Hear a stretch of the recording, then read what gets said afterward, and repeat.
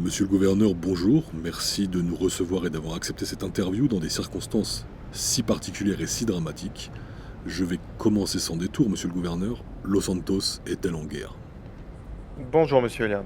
Alors, vous répondre que non serait vous mentir. Oui, nous sommes en guerre. Êtes-vous sûr, monsieur le gouverneur, que ces missiles proviennent de Cayo Perico? Alors, d'après la CIA, oui, ces missiles proviennent de Cayo Perico. J'aimerais revenir un petit peu sur l'historique des faits.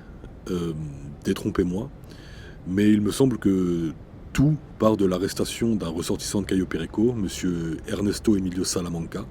Avez-vous quelque chose à nous dire à ce sujet? Alors, effectivement, euh, Emilio Ernesto Salamanca est actuellement à Washington. Il devait être transféré chez nous, à Los Santos. Chose qui a totalement déplu à Cayo Perico. Nous avons donc subi pas mal de menaces. Nous avons essayé de négocier avec eux à plusieurs reprises. Et c'est pour cela que dimanche dernier, nous avions rendez-vous avec l'ambassadeur de Cayo Perico. Comme vous êtes nombreux à le savoir, son avion s'est écrasé en pleine mer. Suite à ça, en se rendant sur les lieux, nous avons pu récupérer la boîte noire avec les enregistrements qui devaient être classés secrets. Il s'avère qu'un petit malin s'est amusé à divulguer les enregistrements à l'ensemble de la population. Vous parlez bien sûr de la vidéo du hacker anonyme, qui accuse directement Cayo Perico d'avoir tué son propre ambassadeur pour saboter la paix. Quelle est la position officielle du gouvernement face à ces accusations? Officiellement, nous ne validons aucune information venant de sa part. Par contre, je vais être franc avec vous, nous avons quand même certaines coïncidences qui sont très très troublantes. Trop troublantes d'ailleurs d'après nous. Nous avons ouvert des enquêtes. Actuellement, le LSPD travaille dessus. Ce que je peux vous dire, c'est que si Caio a vraiment voulu saboter la paix, bah, elle a réussi.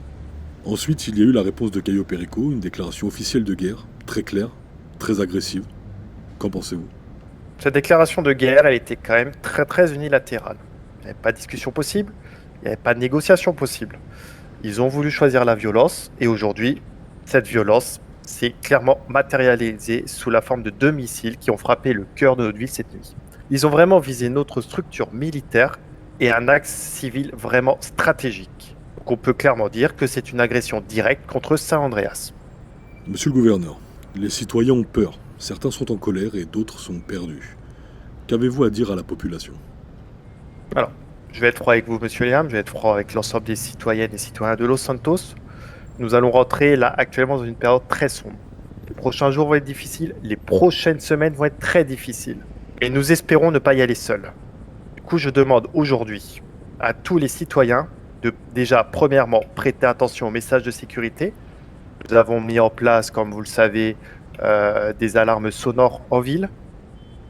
Lorsque vous entendez ces alarmes sonores, mettez-vous à l'abri, cachez-vous dans les sous-sols, rentrez dans les bâtiments. Je pense par exemple au palace, au centre de police, à l'hôpital également qui ont pas mal de souterrains. Très bien, monsieur le gouverneur. Avant de conclure, j'aimerais vous poser une question. Le Weasel News a eu vent de bruits de couloir qui font état d'une mobilisation massive de réservistes en vue d'un éventuel conflit armé. Que pouvez-vous nous dire à ce sujet? Alors, nous ne souhaitons plus subir, monsieur Yam. Il est temps que chaque citoyen puisse participer activement à la défense de notre ville. Dès ce soir, un recrutement massif sera ouvert. Chaque habitant pourra s'engager sur la base du volontariat, bien entendu, pour recevoir une formation militaire.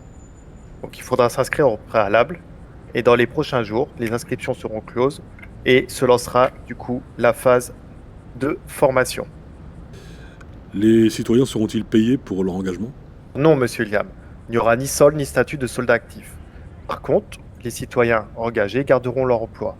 Mais il faut savoir qu'en cas d'alerte ou d'attaque, ils devront répondre à l'appel. Très bien, monsieur le gouverneur, je vous remercie de nous avoir accueillis et merci pour votre transparence. Merci à vous, monsieur Liam. Citoyens, citoyennes de Los Santos, vous regardiez Weasel News, c'était Liam Knight.